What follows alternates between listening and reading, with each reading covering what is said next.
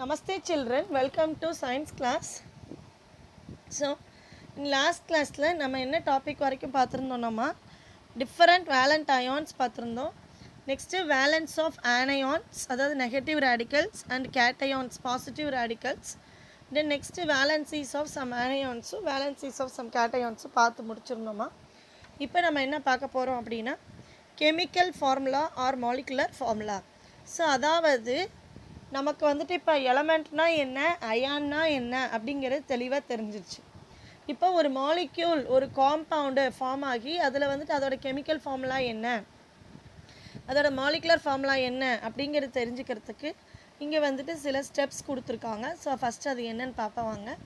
So chemical formula அப்படிங்கிறது is a shorthand notation of a molecule compound. So chemical formula அப்படிங்கிறது என்னென்னா ஒரு short hand notation சொல்கிறாங்க of a molecule இல்லைன்னா compound. இப்போ for example H2O அப்படின்னு போட்டோன்னா நமக்கு டக்குன்னு அது என்னன்னு தெரியும், வாட்டர். H2O அப்படின்னா அதோட சிம்பிளை பார்த்த உடனே நமக்கு என்னென்னு தெரியும், வாட்டர். இப்போ அதே மாதிரி O2 அப்படின்னா ஆக்சிஜன், N2னா நைட்ரஜன். நெக்ஸ்ட்டு அதை வந்துட்டு அந்த கெமிக்கல்ஸ் நேம் நம்ம ஆல்ரெடி பார்த்தோம் இல்லைங்களா, அந்த ஆனயான்ஸ் கேட்டயான்ஸ்லாம். அப்போ HCl அப்படின்னா ஹைட்ரோக்ளோரிக் ஆசிட், H2SO4னா சல்ஃபியூரிக் ஆசிட், HNO3னா நைட்ரிக் ஆசிட்.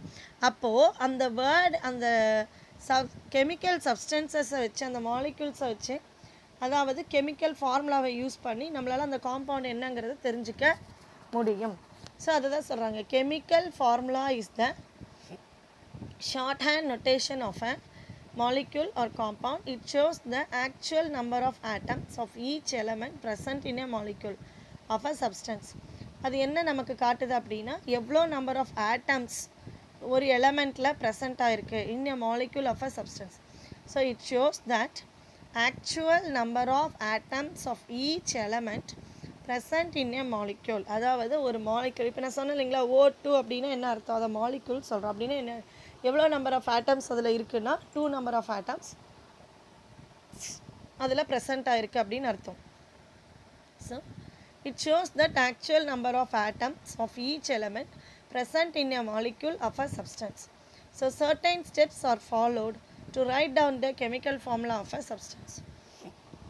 அப்போது அந்த கெமிக்கல் ஃபார்முலா எழுதுறதுக்கு வந்துட்டு நம்ம சில ஸ்டெப்ஸை வந்து ஃபாலோ பண்ணுறோம். So certain steps are follow to write down the chemical formula of a substance, they are given below. அது என்னன்னு பார்க்கலாம். ஸோ இப்போ இந்த பேராகிராஃபில் என்ன புரிஞ்சுச்சுங்களா, கெமிக்கல் ஃபார்முலாங்கிறது என்னது, ஒரு short hand notation of a molecule இல்லைனா காம்பவுண்ட். இதுலேருந்து என்ன தெரிய வருது, it shows the actual number of atoms of each element present in a molecule of a substance. Certain steps are follow to write down the chemical formula of a substance. They are given below. Step 1 என்ன சொல்லியிருக்காங்கப்பா, write down the symbols of elements. எலமெண்ட்ஸோ இல்லைனா அயான்ஸோட சிம்பிள்ஸை side by side எழுதணும்.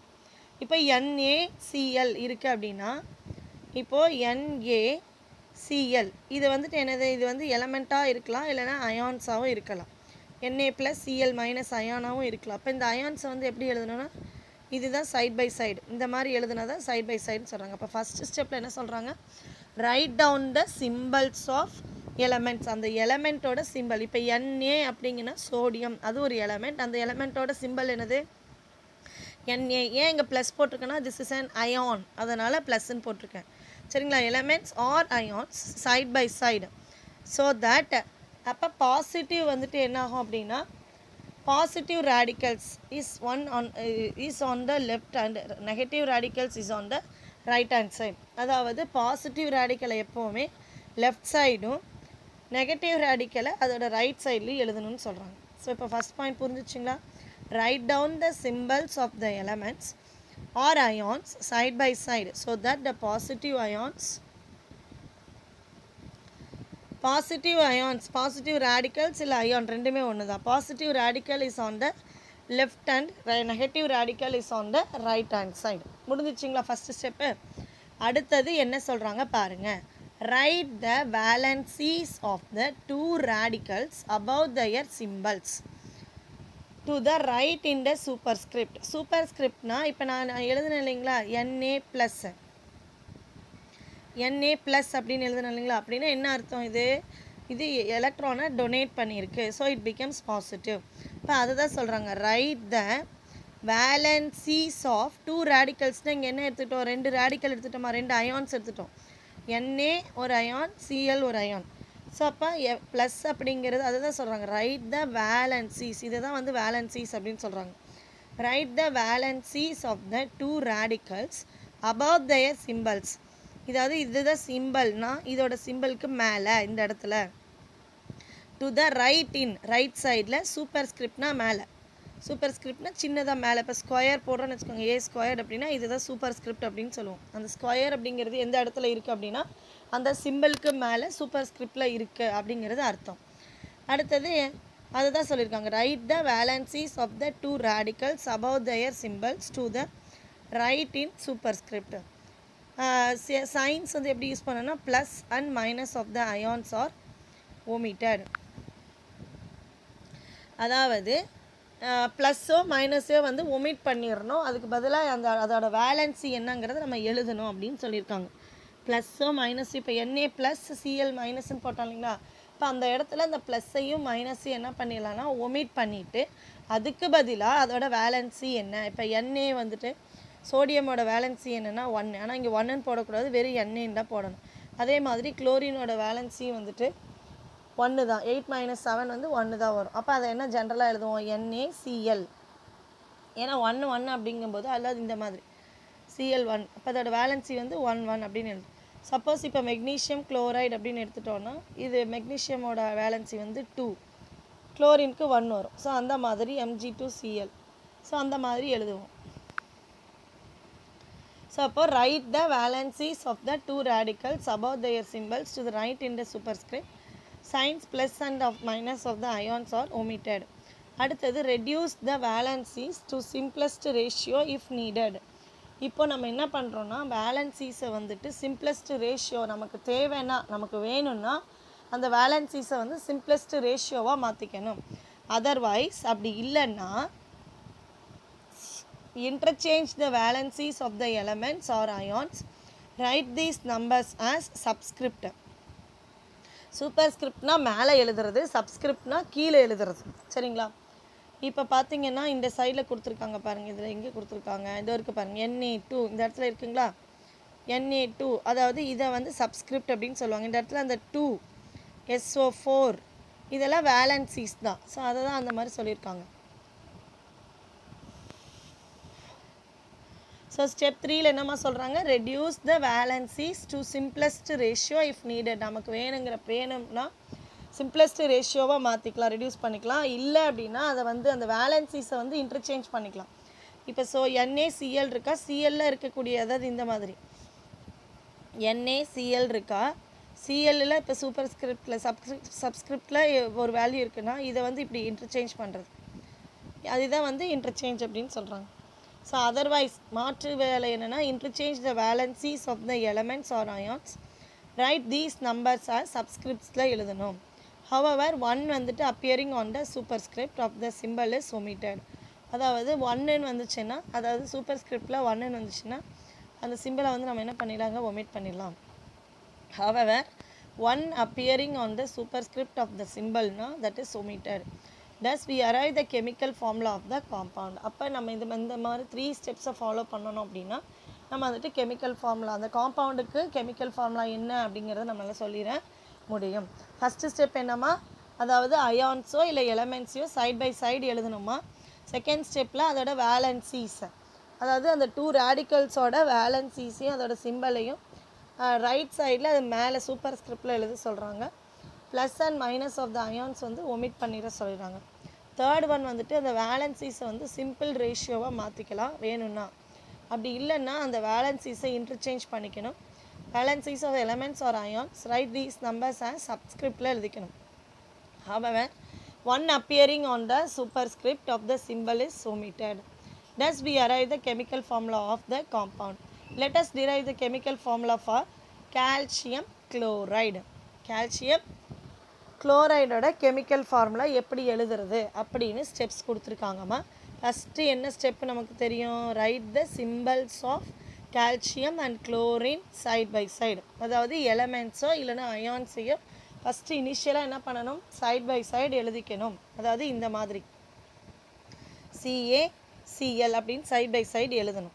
அடுத்தது பாருங்கள், write the valencies of calcium and chlorine above their symbols to the right. அதாவது நம்ம நெக்ஸ்ட்டு செகண்ட் பாயிண்ட் பார்த்தோம் இல்லைங்களா, அப்போ அந்த வேலன்சியை இப்போ கால்சியமோட நம்பர் பார்த்திங்கன்னா 20 இருக்கும். அட்டாமிக் நம்பர் வந்து பார்த்திங்கன்னா 20 இருக்கும். இது எப்படி ஸ்ப்ளிட் பண்ணான்னா 2,8 10 ஆயிடுச்சுங்களா. அதே மாதிரி 18,2 சாரி இப்படி வராதம்மா, 20 Ca கால்சியம்க்கு 20. அதோட வேலன்சி ஏன் வந்து அங்கே 2 அப்படின்னு போட்டிருக்காங்கன்னா, இப்போ 2,8 அகைன் 8,2 சரிங்களா. 2,8,8,2. இப்போ ஃபஸ்ட் ஆர்பிட்டில் 2 எலக்ட்ரான்ஸ் ஃபில் ஆகும், செகண்ட் ஆர்பிட்டில் 8 எலக்ட்ரான்ஸ் ஃபில் ஆகும், தேர்ட் ஆர்பிட்லேயும் 8 எலக்ட்ரான்ஸ் தான் ஃபில் ஆகும். தென் அவுட்டர் மோஸ்ட் வேலன்ஸ் ஆர்பிட்டில் 2 எலக்ட்ரான்ஸ் ஃபில் ஆகும். அப்போ அந்த அவுட்டர் மோஸ்ட் வேலன்ஸ் ஆர்பிட்டில் எவ்வளோ எலக்ட்ரான்ஸ் இருக்கோ அதுதான் வேலன்சி சரிங்களா. இப்போ அந்த கால்சியமோட வேலன்சி வந்து இங்கே என்னது 2 அப்படின்னு கொடுத்துருக்காங்க. அடுத்தது இங்கே பாருங்கள், write the valencies of calcium and chlorine above their symbols to the right. அந்த சிம்பிள்ஸோட மேலே வந்துட்டு ரைட் கார்னரில் சூப்பர் ஸ்கிரிப்டாக நம்ம எழுதணும் அப்படின்னு ஆல்ரெடி பார்த்துருக்கோம். இப்போ அதை தான் அங்கே பண்ணியிருக்காங்க, Ca2. இப்போ கால்சியம் 2 வேலன்சி 2 எப்படிங்கிறது தெரிஞ்சிருச்சா. ஏன் அப்படின்னா கால்சியமோட அட்டாமிக் நம்பர் 20. அப்போ எப்படி ஸ்ப்ளிட் ஆகும்னா 2,8,8,2 அப்படின்னு ஸ்ப்ளிட் ஆகும் சரிங்களா. அடுத்தது பாருங்கள் குளோரினோட அட்டாமிக் நம்பர் வந்து 17 Cl. அப்போ இது எப்படி ஃபில் ஆகிருக்கும் அப்படின்னா 17 Clனா 2, அதாவது இப்படி 2,8,7. அதாவது இட்ஸ் மோர் தேன், அதாவது ஒரு எலக்ட்ரானிக் கான்ஃபிகரேஷன் வர்றதுக்கு இதுக்கு இன்னும் ஒரு எலக்ட்ரான் இருந்தால் அது வந்துட்டு ஸ்டேபிள் ஸ்டேட்டுக்கு வந்துடும். அப்படின்னா என்ன அர்த்தம்னா இது ready to accept the electron. இந்த 7 அப்படின்னு சொல்லும்போது அந்த அவுட்டர் மோஸ்ட் ஆர்பிட்டில் 7 எலக்ட்ரான்ஸ் இருக்குமா, அதால் வந்துட்டு 7 எலக்ட்ரான்ஸையும் டொனேட் பண்ண முடியாது. அப்போ அது வந்து ரெடியாக இருக்குது. ஒரு எலக்ட்ரான் கிடச்சிருச்சுன்னா அது ஸ்டேபிள் கான்ஃபிகரேஷனுக்கு வந்துடும்.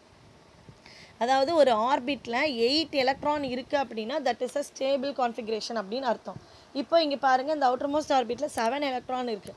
அப்போ அதுக்கு என்ன தேவை, இன்னும் ஒரு எலக்ட்ரான் கிடச்சிருச்சுன்னா it comes to stable configuration. அப்போ இதோட வேலன்சி எப்படி சொல்லணும்னா, சப்போஸ் இப் அந்த அவுட்டர் மோஸ்ட் ஆர்பிட்டில் இருக்கக்கூடிய எலக்ட்ரானோட எண்ணிக்கை 4க்கு மேலே இருந்துச்சுன்னா, இப்போ 4 எடுத்து 5 6 7 இருந்துச்சுன்னா, 5 6 7 இருந்துச்சுன்னா we can subtract by 8. அதை வந்து 8ஆல் என்ன பண்ணணும், மைனஸ் பண்ணணும். ஸோ அப்போ 8 - 7 பண்ணிங்கன்னா என்ன கிடைக்கும், அதோட வேலன்சி 1. இப்போ இந்த குளோரினோட வேலன்சி என்னன்னு தெரிஞ்சிருச்சு, 1. புரிஞ்சிருச்சிங்களா எப்படி வந்துட்டு குளோரினோட வேலன்சி 1ன்னு. ஸோ அதனால் இந்த இடத்துல குளோரினுக்கு வந்து என்னென்னு கொடுத்துருக்காங்க, இப்போ 1ன்னு கொடுத்துருக்காங்க. இப்போ write the valencies of calcium and chlorine above their symbols to the right. அப்போ வேலன்சிஸை எழுதியாச்சா. தேர்ட் ஒன் என்ன சொல்லியிருக்காங்க, அதாவது வேலன்சிஸை ரெடியூஸ் பண்ணிவிட்டு சிம்பிள் ரேஷியோவாக மாற்றிக்கலாம் வேணும்னா. அப்படி இல்லைன்னா என்ன பண்ணிக்கலாம், இன்டர்சேஞ்ச் பண்ணிக்கலாம். அதோட வேலன்சிஸை வந்துட்டு இன்டர்சேஞ்ச் பண்ணிவிட்டு அதை வந்து சப்ஸ்கிரிப்டில் எழுதணும். அதுதான் தேர்ட் ஸ்டெப். ஸோ அப்போ interchange the valencies of elements. Third step என்ன பண்ணுறாங்க, இப்போ வந்துட்டு வேலன்சிஸை வந்து இன்டர்சேஞ்ச் பண்ணுறாங்க. அதாவது இந்த மாதிரி இப்படி வந்து என்ன பண்ணுறாங்க, இன்டர்சேஞ்ச் பண்ணுறாங்க. அப்போ இங்கே இருக்க குளோரினில் இருக்கிற 1 கால்சியமுக்கு போயிடும், கால்சியமில் இருக்க 2 வந்து எங்கே வந்துடும், குளோரினுக்கு வந்துடும். அதை தான் இங்கே பண்ணியிருக்காங்க. அந்த கால்சியமுக்கு 1ங்கிறதுனால நம்ம போட வேண்டிய அவசியம் இல்லை. ஸோ இப்போ இங்கே குளோரினுக்கு இந்த கால்சியமில் இருக்க 2 வந்து எங்கே வந்துருச்சு, குளோரினுக்கு வந்துருச்சு. ஸோ அப்போ நம்ம எப்படி எழுதுகிறோம், அதாவது thus the chemical formula for calcium chloride is CaCl2. இப்போ நம்மளால் அந்த கெமிக்கல் ஃபார்முலாவை, அதாவது ஷார்ட் ஹேண்டில் நம்ம இப்போ இதுக்கு பார்த்தாலே நமக்கு என்னன்னு தான் தெரியும், கால்சியம் குளோரைடு அப்படிங்கிறது நமக்கு தெளிவாக தெரிஞ்சிடும். So that's the chemical formula for calcium chloride is CaCl2 அப்படிங்கிறது தெரிஞ்சிருச்சு. நான் ஆர் யூ கிளியர், எல்லாமே இப்போ தெளிவாக புரிஞ்சிச்சிங்களா. ஸோ எப்படி வந்துட்டு கெமிக்கல் ஃபார்முலாவை நான் எழுதணும் அப்படிங்கிறதுக்கான 3 ஸ்டெப்ஸ் கொடுத்துருக்காங்க. தென் அந்த 3 ஸ்டெப்ஸ்க்கு ஒரு எக்ஸாம்பிள் கொடுத்துருக்காங்கம்மா. இதே மாதிரி தான் மெக்னீஷியம் குளோரைடும். மெக்னீஷியம்க்கும் வந்துட்டு பார்த்திங்கன்னா அது வேலன்சி வந்து இப்போ MgCl இருக்குங்களா, ஆல்ரெடி நமக்கு தெரியும். குளோரினுக்கு 1. அப்போ இதுதான் first step. Side to side எழுதியாச்சா. அடுத்தது ஸ்டெப் 2ல் இது வந்து உங்கள் புக்கில் இல்லாமல் நானாக தான் சொல்கிறேன்.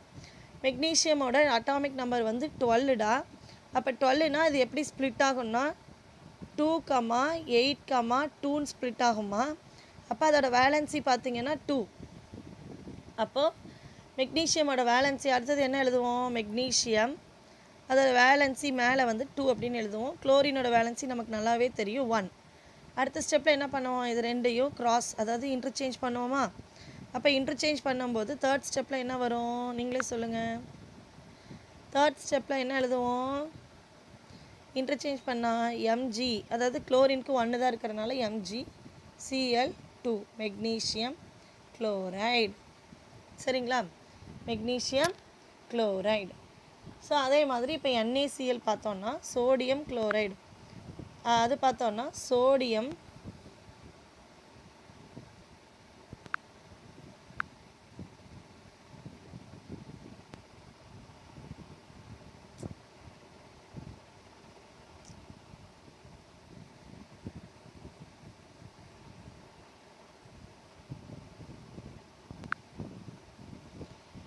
இப்போது சோடியம் குளோரைடு அப்படின்னு பார்க்கும்போது என்னென்னா NAக்கு சோடியம்க்கு பார்த்திங்கன்னா அட்டாமிக் நம்பர் 11. அப்போ அதை எப்படி பிரிக்கலாம்னா 2, 8, 1 அப்படின்னு பிரிக்கலாம்.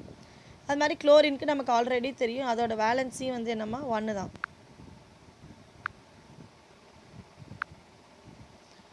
ஸோ அப்போ 8, 1 அப்படின்னு தெரியுமா.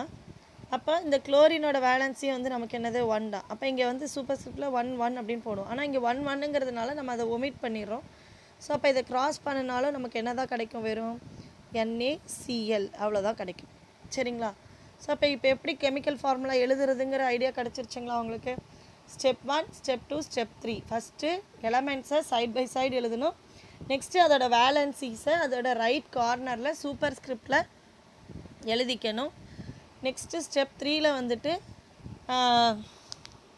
இன்டர்சேஞ்ச் பண்ணிவிட்டு ஃபார்முலாவை எழுத ஆரம்பிக்கணும். Are you clear. ஸோ அப்போ இந்த வீக் எடுத்த கிளாஸ் உங்களுக்கு தெளிவாக புரிஞ்சிருக்குன்னு நினைக்கிறேம்மா. ஸோ ஆர் யூ கிளியர்மா.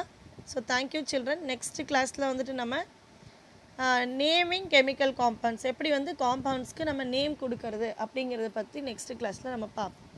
So thank you children.